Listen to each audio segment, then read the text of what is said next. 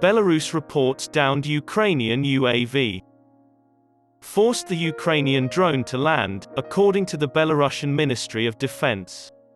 Ministry of Defense, a drone flew from Ukraine into Belarus on January 24, 2022. The drone flew across Belarusian airspace, which it should not have done. In cooperation with Belarusian Air Force and Air Defense Command units, the Belarusian Border Service recorded this event. According to the report, the drone was forced to land by Belarusian air defense personnel. According to reports, a review of the data the drone captured shows that it was launched from Ukraine.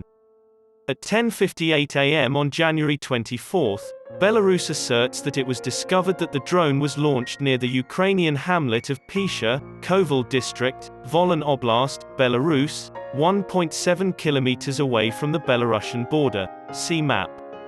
According to the report, the drone flew across the Belarusian border near the hamlet of Khmelishche in the Malorita District after reaching operating height. In line with the mission, it flew to Brestski, a military training facility.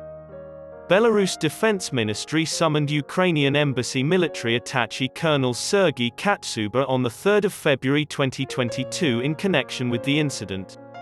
A letter of complaint was sent to the attaché in response to reports of Ukrainian troops crossing the Belarusian border illegally. Furthermore, it was indicated that the examination of the occurrence and the subsequent notification of the Belarusian side was necessary. This was a provocation by Belarus, according to the Ukrainian Foreign Ministry.